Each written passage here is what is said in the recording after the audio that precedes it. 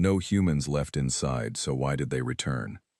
The alarm was already screaming when I woke up. Not a soft chime, not a gentle pulse of light. A full, bone-rattling alarm that shook the entire corridor of the conclave station Aldara and sent 3 Veltharan clerks sprinting past my door in a blind panic. I sat up in my bunk, still half asleep, and I felt it before I understood it. That particular kind of silence underneath all the noise. The silence of something enormous that had already been decided. I was 26 years old. My name is Cale Dryden, and I was the most junior human liaison officer on the station at the time. I had been in the role for 8 months. I had spent most of those 8 months filing trade reports and learning how to pronounce 17 alien honorifics correctly. I had not been told anything that morning. Nobody had. I pulled on my uniform and walked out into the corridor. The station was chaos. Species I had never seen move quickly, were moving quickly. The Urathi, a slow and dignified insect-like people who communicated in layered vibrations, were practically running. One of them collided with my shoulder and did not stop to apologize. That told me everything I needed to know about the severity of what was happening. I reached the central hub of the diplomatic wing and found my supervisor, a man named Conrad Wells, standing very still in the middle of the room while everything around him moved. Conrad was 51 years old. He had been a liaison officer for over 2 decades. He had negotiated 3 separate territorial resolutions and once talked a Veltharan admiral out of destroying a human research post just by being extraordinarily calm for 11 consecutive hours. When Conrad was very still, it meant he was thinking hard. "Conrad," I said, "what happened?" He looked at me. His face was unreadable, which with Conrad was itself a kind of answer. "The delegation left," he said. I looked around the room. There were other humans on the station. Not many, perhaps 40 of us scattered across various roles, but I could not see any of them. I could see plenty of aliens staring at the screens on the walls, staring at the data feeds, staring at the entry logs. "What do you mean they left?" I asked. "I mean," Conrad said very quietly, "that the entire human diplomatic delegation walked out of the Grand Assembly chamber 40 minutes ago. All 12 of them. They bowed, they turned, and they left. They did not file a formal withdrawal notice. They did not request a recess. They did not say a single word." I opened my mouth. "And then," Conrad continued, before I could speak, "every human transport in Docking Bay 7 requested departure clearance simultaneously. All 9 of them. They left within the last 20 minutes. They are already outside sensor range." I closed my mouth. The screens on the wall were showing the feed from the Grand Assembly chamber. I looked up at them. The chamber was a vast, curved space, built to seat representatives of over 400 recognized species. It could hold thousands. Right now it was full, and the humans were not there. And the space where they had sat was so visible it looked like a missing tooth. Every camera in the room seemed to find it naturally. The absence pulled the eye. "Conrad," I said slowly, "are we leaving too?" He was quiet for a moment. Then he said, "I don't know yet." That was the moment I understood that something enormous had shifted. Not just politically, not just diplomatically. Something had shifted in the way the universe was arranged, and the rest of my life was going to be lived on the other side of that shift. Within 3 hours, I had a message in my personal queue. It was short. It had been sent from a secure human relay, which meant it had been prepared in advance. It simply said that any human personnel wishing to depart Station Aldara were to report to the secondary docking bay. Transport had been arranged. There was no obligation. There was no pressure. It was very politely worded. But between every line of that message, I could read the larger message underneath, the one that said we had made a choice as a species, and now each of us had to make our own. Conrad left. He hugged me once, briefly, professionally, the way men of his generation expressed emotion when they did not want to be seen expressing it. He said, "Whatever you decide." Then he walked down the corridor toward the secondary docking bay, and I never saw him in person again after that. I did not leave. I am not entirely sure why. I told myself it was professional commitment, I told myself someone had to remain. I told myself that the conclave needed a human presence, even a minimal one, even one junior officer who barely knew the names of the Orathi city-states. But the truth, when I sit with it honestly, is that I was not ready. I was 26. I did not fully understand what had just happened. I was not capable, at that age, of making the kind of decision that the older ones made so cleanly. So I stayed. And I watched. In the days that followed, Station Aldara transformed. It is a strange thing to watch a political body realize that something it had taken for granted was gone. The human sectors of the station went quiet. The small cafeteria near the diplomatic wing where humans had gathered in the evenings, loudly, spilling food and arguing about sports and playing card games at hours that made the Veltharan neighbors complain. That cafeteria was dark. The little market stall run by a human woman named Petra Holt, who had sold earth spices and handmade trinkets, and had known the name of every single person who came to her counter. That stall had a lock on it. Petra had gone on the second day. Species who had barely acknowledged humans when they were present were suddenly very interested in where they had gone. I sat in meetings. I answered questions when I could, and I said I don't know when I couldn't. And I said it honestly because it was true. I did not know. I had not been told the full shape of what was happening. I only knew the piece of it I had witnessed. A delegation walking out of a room, ships leaving a dock, a message in my queue that said transport has been arranged.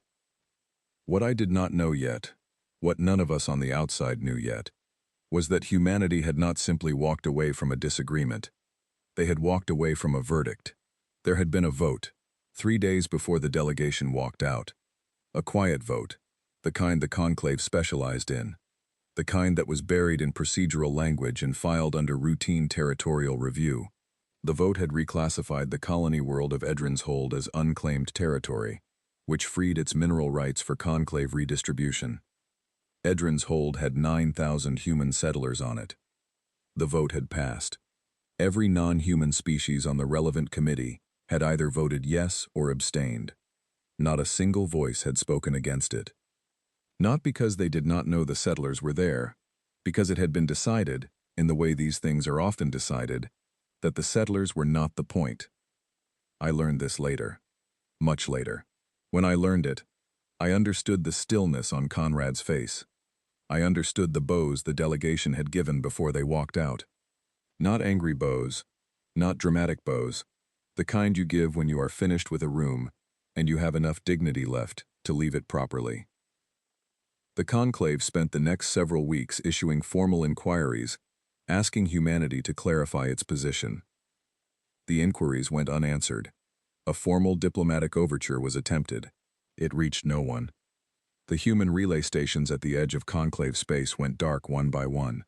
Not dramatically, not all at once, but quietly and steadily, like lights going out in a house where someone is getting ready to sleep. By the end of the second month, humanity's footprint in conclave space had shrunk to almost nothing. A few stray vessels, a handful of individuals like me who had chosen, for whatever reason, to remain. I kept filing reports. I am not sure who I was filing them to anymore. I think it was habit.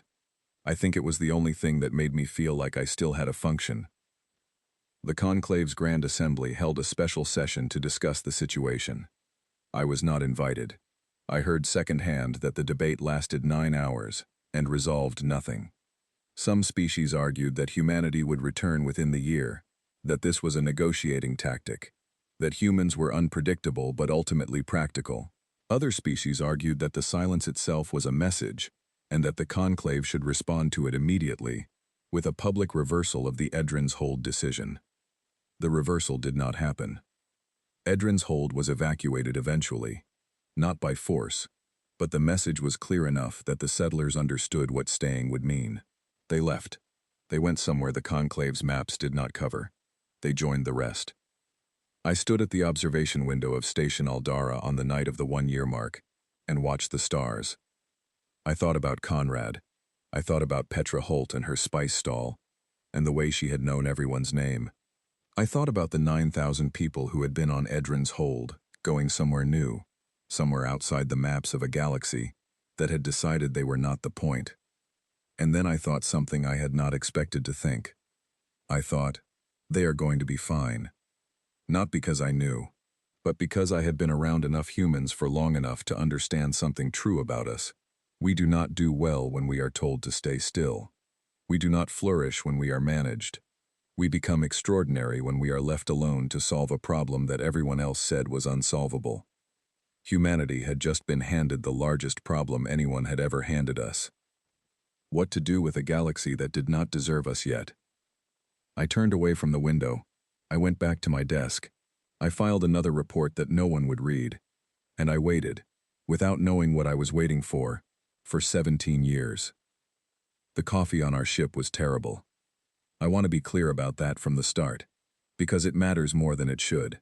When you are drifting at the edge of known space, 3 weeks into a mission that nobody outside the ship knows is happening, in a vessel the size of a mid-range cargo hauler, running on a recycled air supply and a navigation system that Lena Marsh had jury-rigged from 2 different manufacturer kits, the quality of the coffee becomes a serious political issue. My name is still Cale Dryden. I am 43 now, and I am the oldest person on this ship, which says something about the generation that took over when my generation stepped aside. There are 11 of us on the ship. Lena Marsh runs navigation. She is 29, and she has never once in her life been inside Conclave space. She was born 2 years after the Exodus, in a settlement on a world the Conclave does not know exists, and she grew up speaking 4 languages and building machines out of parts that were not designed to work together, and making them work anyway. The concept of asking another species for permission to do something is completely foreign to her, not in an aggressive way. It simply never occurred to her that this was something one was supposed to do. Owen Brandt handles communications. He is 32 and he has the best ears of anyone I have ever met, which is not a metaphor. He can hear frequencies that most humans cannot. He grew up on a station where the human settlers had repurposed alien communication technology to build their own network, and he spent his childhood listening to everything, including things he was not supposed to hear. He monitors the Conclave's channels the way some people listen to music, constantly, casually, with deep attention. And then there is the rest of the crew, 6 engineers, 1 medical officer, and 2 others whose official roles are a matter of some creative paperwork, and every single one of them is between 22 and 35, and every single one of them has this particular quality that I have noticed in the generation that grew up during the exile. They are not angry. That is the thing that strikes me most. I expected, when I first met them, that they would be angry. We had been pushed out of the galaxy. We had been told, implicitly and explicitly, that we did not matter enough to protect. I would have understood anger. I would have expected it. But they are not angry. They are something more difficult to counter than angry. They are genuinely, completely, deeply unbothered. The conclave is a thing that exists, to them, the way weather exists, an external condition, something you account for, and then proceed anyway. We are 17 years out from the day the delegation walked out of the Grand Assembly chamber. We are the first official human vessel to re-enter conclave-mapped space. I say official loosely. No government authorized this mission in any traditional sense. The Council of Settlements that loosely governs human space now operates on a principle of radical consensus. Everyone agreed this needed to happen. No one wanted to make it a military statement. So we are 11 people in a cargo hauler, with a flag and a transponder that clearly identifies us as human. We crossed the boundary marker 3 days ago. Owen has been running continuous scans of conclave communication channels since the moment we crossed. What he has reported to me is, in the most clinical terms, fascinating. The conclave knows we are here. They found us within 6 hours of our crossing. Their long-range arrays picked up our transponder signal, confirmed our identity, and then, based on the communications Owen is monitoring, proceeded to do something that in 17 years of watching alien politics, I have almost never seen them do. They panicked. Not publicly. Publicly, the conclave operates with extraordinary composure. They have centuries of tradition around maintaining composure in the face of unexpected events. But privately, In the encrypted communications that Owen listens to with the ease of someone humming along to a familiar song, they are not composed at all. The first communication was between two senior Velthoran officials. The Velthoran are a species that I have complicated feelings about. They are intelligent, organized, and politically sophisticated. They were also among the loudest voices celebrating when humanity left. The unofficial Velthoran cultural response to the Exodus had been something that, translated loosely, means finally. That word had been in their public communications for months after we left. Owen translated the first conversation for me, without any particular expression on his face. Two senior Velthoran officials, debating whether our ship was a decoy, whether there was a larger force behind us, whether humanity had developed weapons in the years of silence, whether the transponder signal was genuine or a trap. I sat with that for a while. 17 years ago, we were a minor diplomatic presence, useful in some ways, ignored in others, ultimately disposable.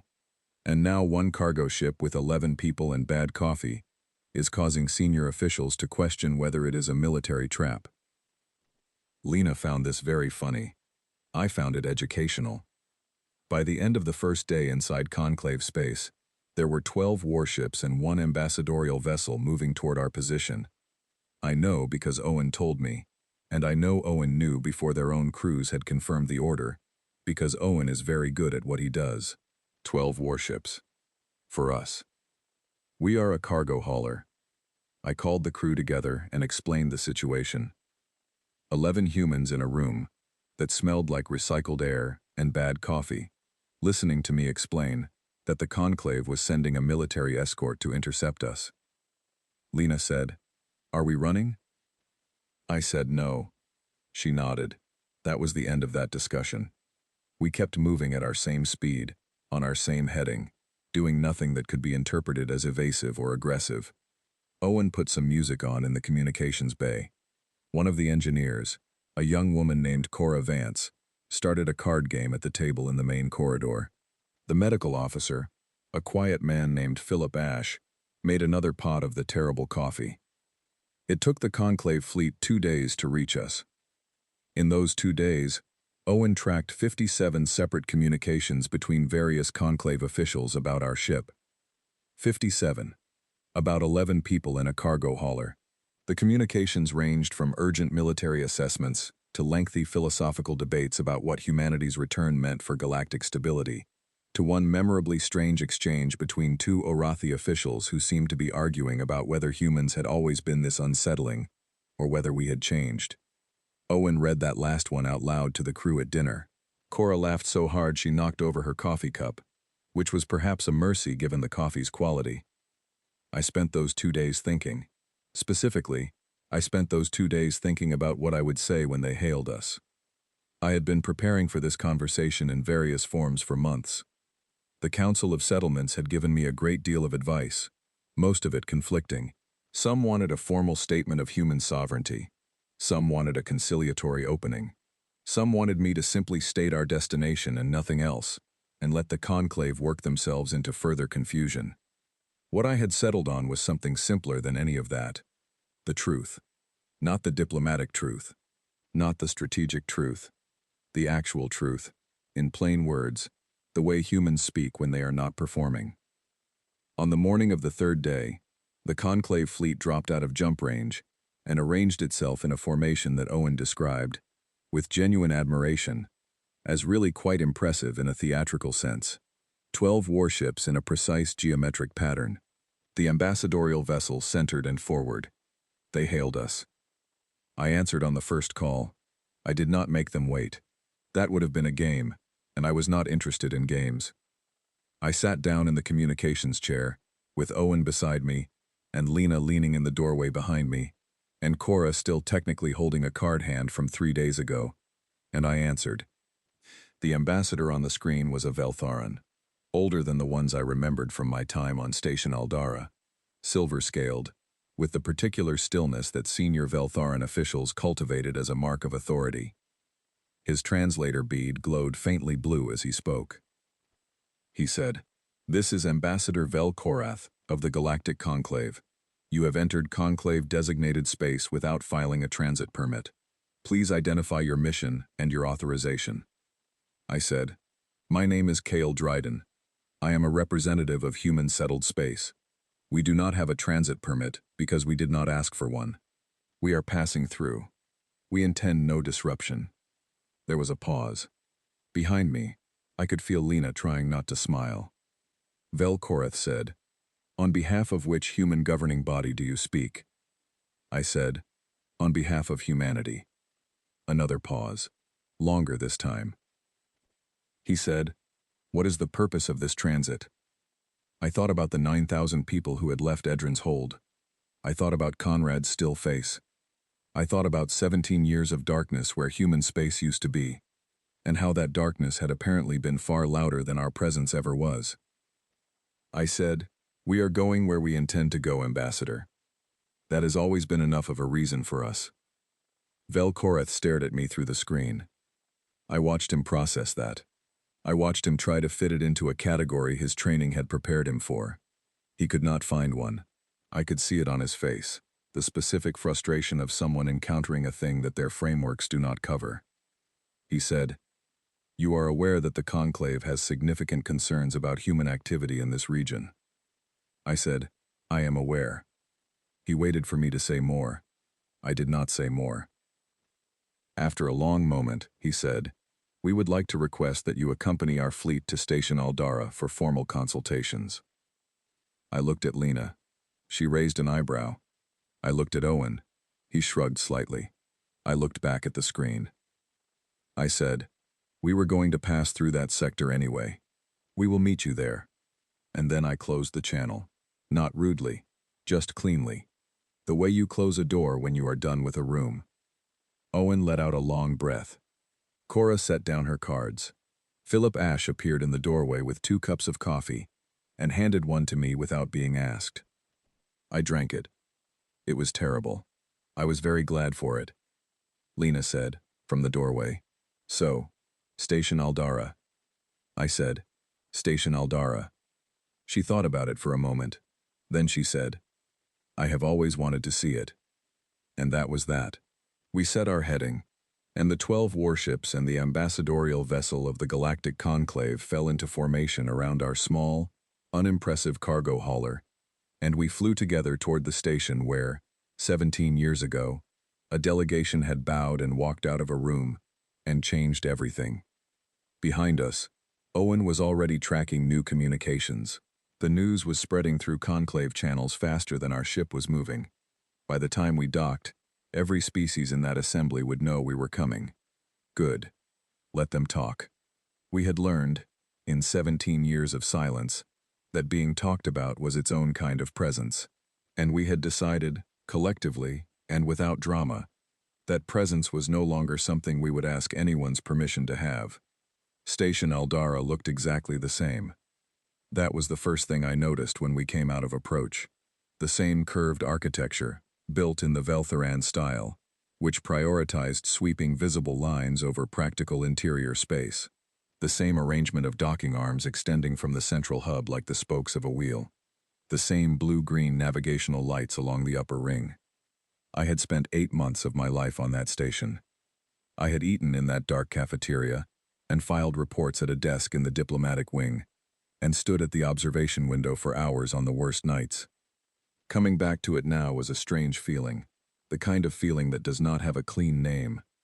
Not nostalgia exactly, something more complicated, like seeing a place you once nearly drowned and noticing that the water looks very calm today.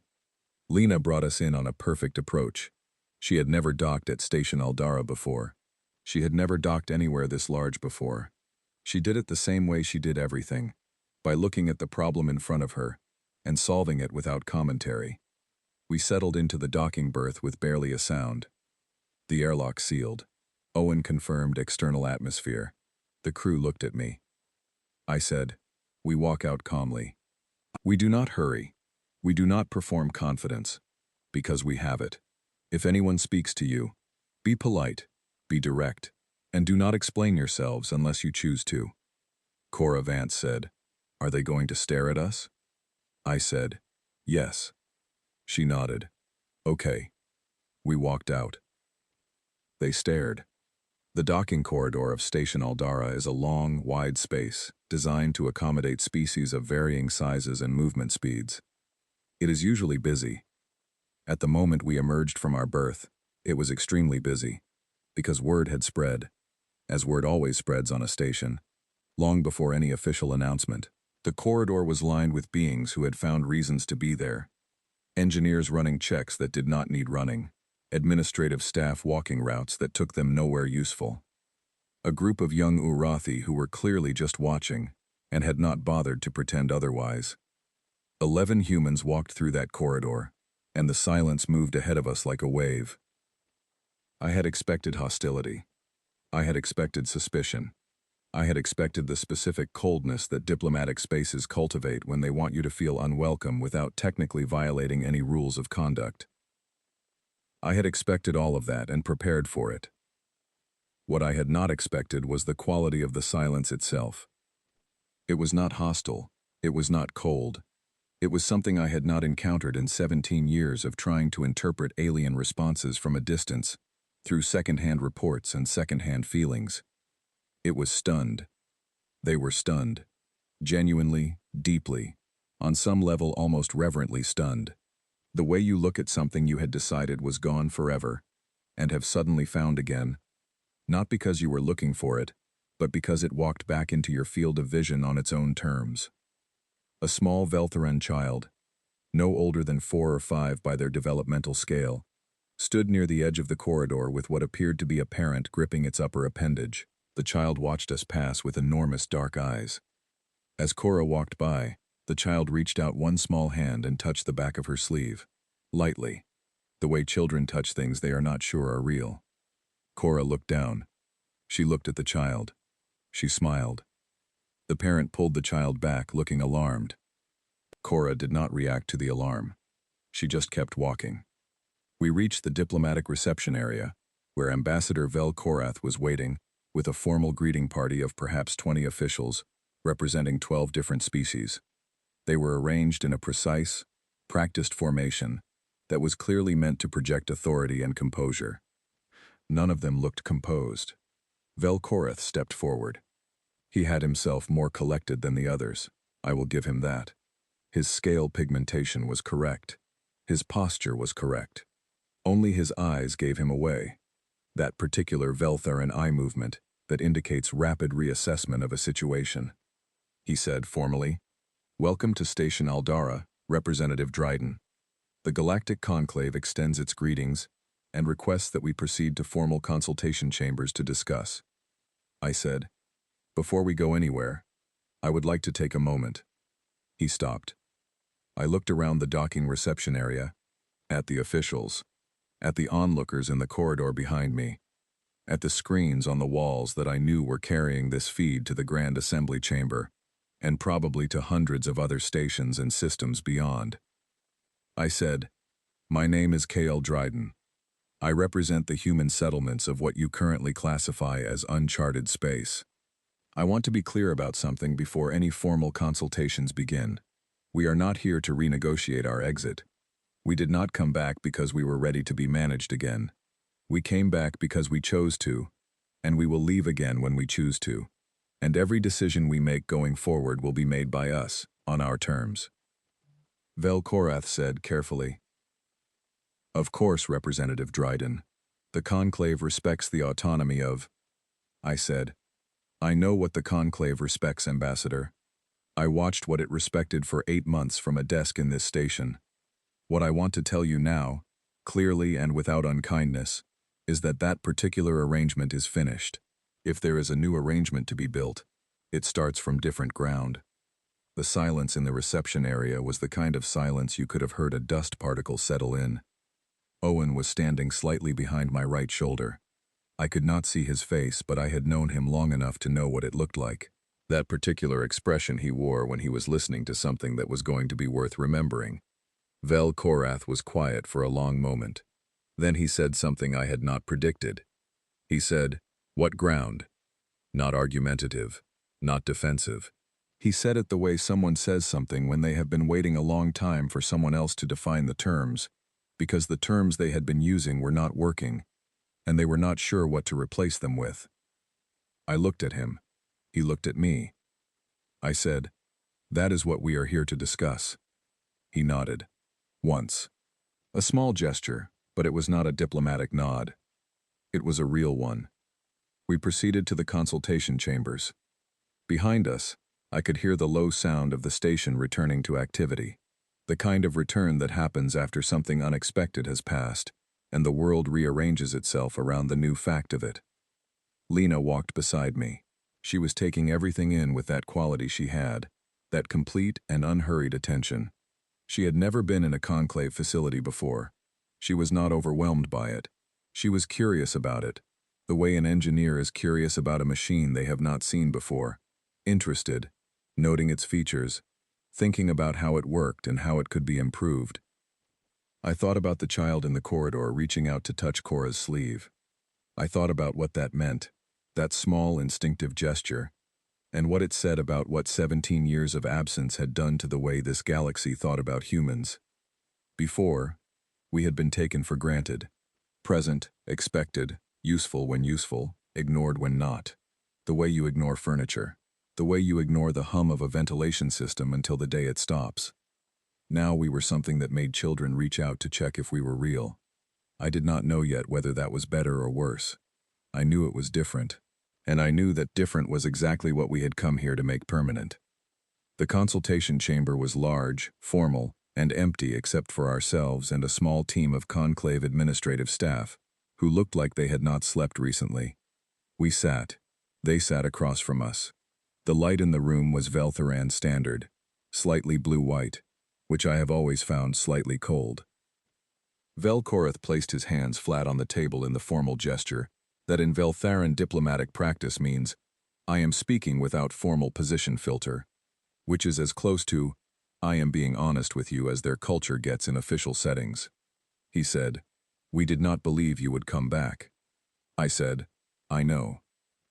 He said, "There were significant internal discussions about what your departure signified. There were those who argued it was a temporary disruption. There were others who argued it was permanent." I said, "Which did you argue?" He was quiet for a moment. Then he said, "I argued that it did not matter which it was, that the conclave's response to your absence was more important than the reason for your departure." I said, "And what was the conclave's response?" He looked at the table. He said, "Insufficient." One word, quietly said, but it was a real word, not a diplomatic word, not a word shaped by 1,000 years of carefully maintained formal language. I sat back in my chair. Around me, the human crew of 11 sat in a space built for hundreds, in a station at the center of a galaxy that had spent 17 years deciding we were expendable, and I felt something settle in me that had been unsettled for a very long time. Not triumph, not vindication. Something quieter than either of those. I said, "Then let us talk about what sufficient looks like." And Velkorath, senior ambassador of the Galactic Conclave, who had arrived at this meeting with 12 warships and the authority of 400 species behind him, looked at me across the table and said, "Yes, let us do that." Outside, through the small window of the consultation chamber, I could see part of the docking ring. Our ship was there, small and unremarkable against the larger vessels of the conclave fleet surrounding it. 11 humans and a bad coffee machine. Philip Ash had brought a thermos. I could see him in the corridor through the glass, offering cups to the conclave administrative staff who had been waiting outside, and 3 of them had accepted. One of them was trying it with the expression of someone discovering a new and not entirely welcome sensation. I looked back at Velkorath and I almost smiled. It took 4 days to arrange the formal address. 4 days of consultation, of quiet corridor conversations, of Cora and Lena being shown through parts of the station by increasingly curious conclave staff who had started following them around with questions, of Owen monitoring 17 different ongoing conclave communications about us and reporting the highlights at dinner each evening. 4 days of Philip Ash slowly, methodically winning over the Veltharan administrative team, with coffee and an extraordinarily patient bedside manner that extended seamlessly to beings without beds. I spent most of those 4 days in a small room that Velkorath had given me as a workspace, writing and then rewriting, and then writing again what I was going to say. I did not want to perform. I have never been good at performing, which was not always an asset in diplomatic work, but which I had come to understand, in the years since, was actually one of the truest things about me. I do not do well with a script. I do well with the truth, spoken in the order it arrives. The Grand Assembly Chamber was different than I remembered. Not in structure, in atmosphere. When I had been stationed here at 26, the chamber had always felt slightly oppressive to me, though I had not had the language for it at the time. Too large, too formal, too designed to make individual beings feel small against the weight of institutional authority. 400 species representing thousands of worlds, and every protocol in the room designed to remind you that you were a small piece of a very large machine. When I walked in now, I was still small. The room was still large. But something had shifted in the architecture of the moment. I could not fully explain it, except to say that it felt the way a room feels when something that has been missing from it has returned, and the room itself does not quite know what to do with its own relief. The assembly was full. Not just the regular representatives. There were observers in every available space. Species I did not recognize. Young ones, old ones, some who had clearly traveled specifically for this session. The feeds were going out on every conclave public channel. The words I said in the next hour would reach every inhabited system the conclave mapped, and a good number beyond it. I stood at the speaker's floor, which is a raised circular platform at the center of the chamber, designed so that every seat in the room has a clear line of sight. The light above it is always slightly warmer than the rest of the room. Someone, long ago, had understood that you do not want the person speaking to the galaxy to look cold. I looked out at 400 species looking back at me. I said, "My name is Cale Dryden. I am 43 years old. I am originally from a small city in the northern region of a continent, on a planet called Earth. I have not been back to Earth in a long time. It is still there. We are still there. All of us. More of us, actually. Significantly more." A small sound moved through the chamber. Not words, just the sound of 400 species absorbing a piece of information they had not been certain of. I said, "I want to tell you something true.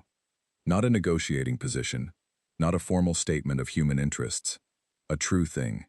Because I think that is what this moment needs." I paused. Not for effect, just because the next part was the part I had rewritten the most. 17 years ago, a delegation walked out of this room. I was on this station when it happened. I was 26 years old and I did not fully understand what I was watching. I understand it now. They walked out because they had been told, in the clearest possible terms, that when it came to a vote between our people and something more convenient, this body would choose convenience. 9,000 people were on Edrin's hold. The vote was unanimous. Not a single voice in dissent. Silence. I do not say this to reopen that specific wound. I say it because I want you to understand that we understand what happened. We are not confused about it. We are not operating under the belief that it was a misunderstanding or that the decision was made without awareness of what it meant. We know what it meant. We left because we understood it perfectly. I looked around the chamber, at the Veltheron seats, at the Urathi delegation, at the dozens of species I knew, and the hundreds I had never spoken to directly. What I also want you to understand, I said, is why we came back. This was the part the Council of Settlements had debated most intensely. There were those who wanted me to lead with our growth, with our numbers, with the fact that humanity had flourished so completely in 17 years of working only for ourselves, that we were now a presence that the Conclave's maps simply did not account for, and that this had implications. Those people were not wrong. It was a true thing, and it was a relevant thing. But it was not the most important thing. I said, "We came back because while we were gone, 3 species were removed from meaningful Conclave recognition. The Althari, the Sonbred, the Ven. You may not know those names. Many of you may not know those names. That is part of the problem I am describing. 3 young civilizations, small, not powerful, not useful to the existing power arrangements, were quietly administratively erased. Not destroyed, simply no longer counted. Their voices reduced to an observer status that carries no weight and receives no attention. I looked down at the platform for a moment, then back up. We found out because we were watching. We had the time and the distance and the quiet to pay attention to things that this chamber was too busy to notice. And when we found out, we had a long conversation among ourselves. A very long, very loud, very human kind of conversation, where everybody had a different opinion, and nobody agreed immediately, and it took months, and many arguments, and at least one spectacular disagreement that I was personally involved in. A small ripple of something moved through the chamber. Recognition. Maybe. The Urathi, I noticed, had their vibration sense membranes very slightly extended. That was their equivalent of leaning forward. And at the end of all of that, I said, we agreed. Not because someone told us to. Not because it was strategic. Because it is what we do. We saw a thing that was wrong, and we were in a position to do something about it. And not doing something about it was not something we were capable of choosing. We came back because the Elthari and the Sunbread and the Ven needed someone to walk into this room and say their names loudly enough that this chamber could not pretend not to hear them. The silence in the chamber now was a different kind. Denser. More alive. We are not asking to be welcomed back, I said. We are not asking for our old arrangement to be restored, because our old arrangement was not acceptable. We are here to build something different, on terms that are clearly spoken and clearly kept, with consequences that apply equally to everyone in this room, including us. We are here because we choose to be here, and that choice comes with a condition. I looked at the Veltheron seats. The Elthari, the Sunbread, and the Ven are to be formally recognized as full member species of this assembly, not observer status, full membership, with voting rights and representation, and the same protections extended to every species currently seated in this room. That is not a negotiating point. That is the condition of our engagement. If that happens, we are here. If it does not happen, we are not. And the next time you see a human vessel at your border, it will simply be passing through. I had been told, by several of the more politically experienced members of the council, that issuing a condition in an opening address was diplomatically aggressive and would create immediate resistance. What happened instead was that the chamber was quiet for a long moment, and then the Veltheran ambassador who had been sitting 4 rows up, the same Velkoreth who had said insufficient to me across the consultation table, rose from his seat. He said, formally, the Veltheran delegation would like to call for an immediate vote on the matter of full membership status for the Elthari, the Sunbread, and the Ven. Another delegation rose, then another, then another. I stood on the speaker's platform and watched it happen. I did not let myself be surprised in my face, though I was surprised in my chest. Not because they agreed, because of the speed, because of the unanimity, because of what that speed and unanimity said about what 17 years of human absence had taught the Galactic Conclave about what they had been taking for granted. The vote was called. It passed. In 17 minutes, I stood on the platform until it was over, and then I walked back to where the human team was seated in the observers section, because we had not yet been given formal seats, and Cora Vance looked at me and said, very quietly, "Did that just work?" I said, "Yes." She said, "Huh." She said, "Huh." Philip Ash handed me a cup of coffee from the thermos. It was still terrible. I held it with both hands anyway, because something in me needed to hold something familiar while the galaxy rearranged itself around a new reality. Outside the chamber, I knew, there were conclave communications already flying across 100 systems. The news was moving faster than any ship. In the new human settlements, in the worlds that the conclave's maps did not cover, in the communities that had grown and built and become something extraordinary in 17 years of being left alone, people would hear what had happened here today. Some of them would be satisfied, some of them would not. That was the nature of humans. We are not a chorus. We are a very loud, very complicated, very ongoing argument about what is right and what is enough and what comes next. But we were back. And we were back differently. Not as a species that had been permitted to return, as a species that had decided, in the full exercise of our own nature, that this particular moment and this particular cause were worth showing up for. The formal seat negotiations lasted 6 weeks. 6 weeks of careful, intricate, often infuriating discussions about what human membership in the reformed conclave would look like, what voting structures would apply, what protections were guaranteed, what obligations we accepted in turn. I will not pretend it was easy or clean. Human representatives argued with each other almost as often as they argued with the conclave officials. There was one session where 2 members of our own team held a heated disagreement in the middle of a formal consultation that went on for 40 minutes, while the Veltharan delegation sat in complete silence and watched us with an expression I could not entirely interpret. Owen told me afterward that the Veltharan internal communications that evening had included a debate about whether human internal disagreement was a sign of weakness or a sign of something they did not have a word for yet. He said the debate had not reached a conclusion. I told him that was appropriate, because we had not reached a conclusion either. What emerged from the 6 weeks was not what anyone on either side had proposed at the start. That is the nature of genuine negotiation. You begin with what you want. You end with what you built together. The thing you built is never exactly either one, but if it is done correctly, it is better than either would have been alone. Humanity was given formal membership with 8 dedicated seats in the Grand Assembly.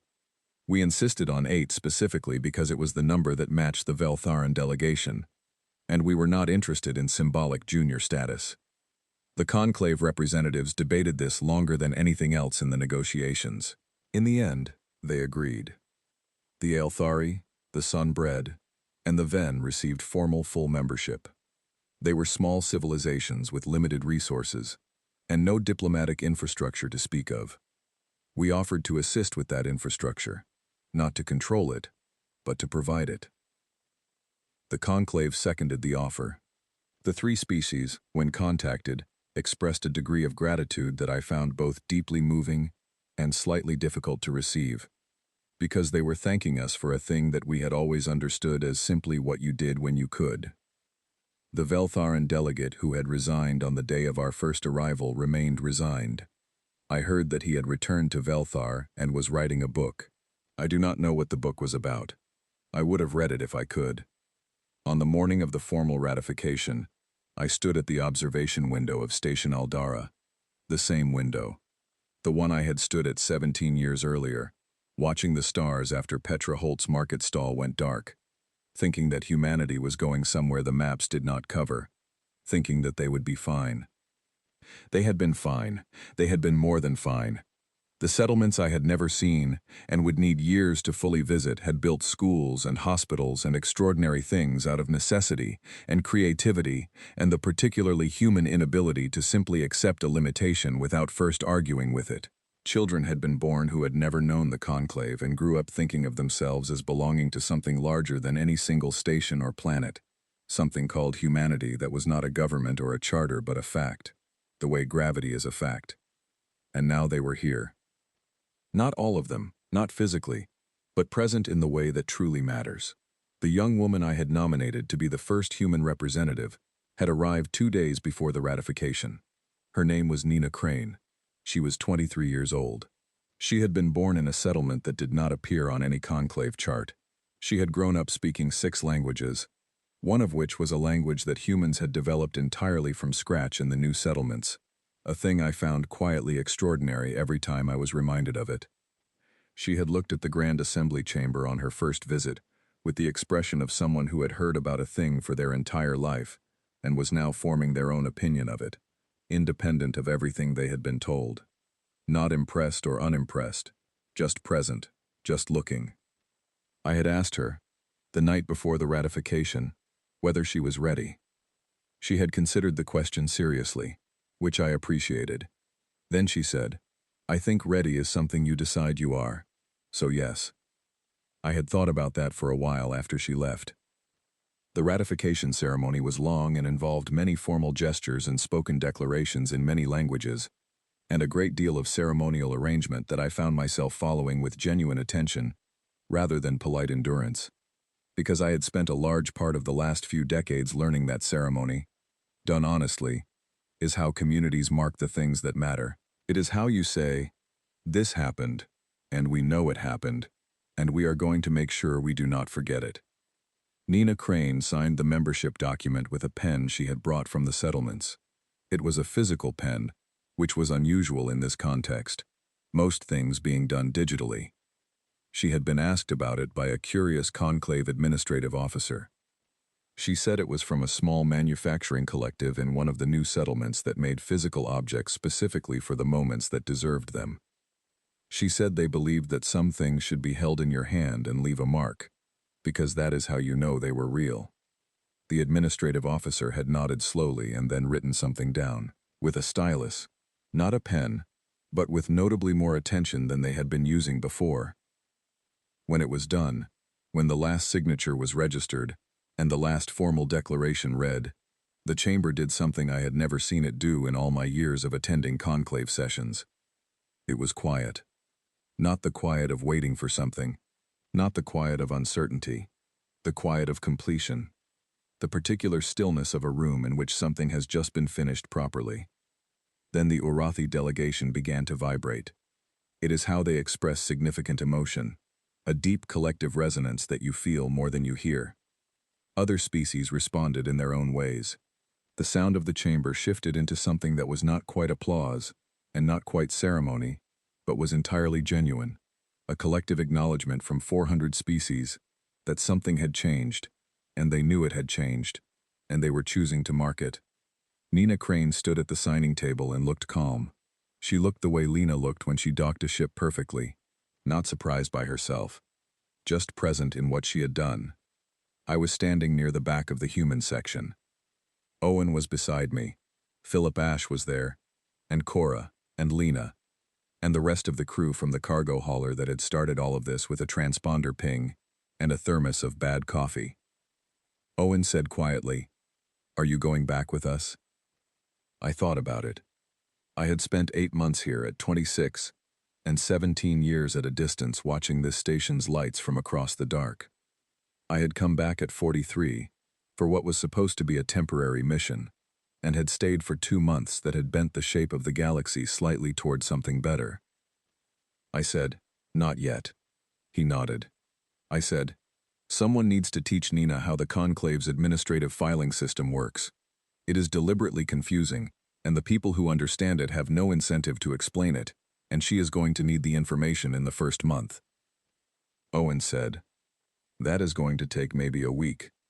I said, "Probably 2. He looked at me. I said, "And there are 17 other species in this assembly who have observer status and no voting rights, and who have had that status for a very long time. And now that we have demonstrated that the argument for full membership can be made and won, I would like to see how many of those arguments can be run in the next year." Owen was quiet for a moment. Then he said, "The coffee on this station is better than the ship." I said, "It is marginally better, yes." He said, "I'll stay a while too." I looked across the chamber at Nina Crane, who was now in conversation with the Elthari representative, a small, copper-colored being, who had taken her hand in both of theirs and seemed to be saying something with great intensity. Nina was listening with her full attention, not performing patience, actually listening. She would be fine.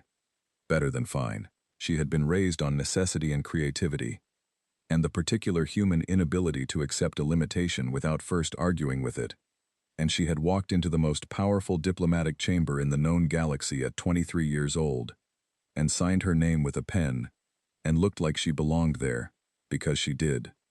Because we did. We had always belonged here. We had needed to leave to remember it. We had needed 17 years of silence for the galaxy to understand what our presence had actually meant. And now we were back, not because anyone had invited us, not because it was safe, not because we had been promised anything, but because we had looked at the situation and decided that showing up was the right thing to do. The Veltheron child from the docking corridor was still somewhere on this station. I had thought about that child more than once in the past weeks.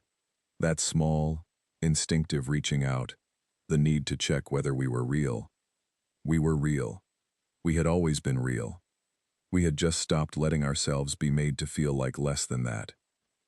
I turned away from the chamber window, where the ceremony was breaking into the natural movement of a conclusion, and I went to find the station's administrative office, because Nina Crane was going to need to file her first formal representative declaration within the next 48 hours, and the filing system was, as I had said, deliberately confusing, and someone who had been here before needed to show her how it worked.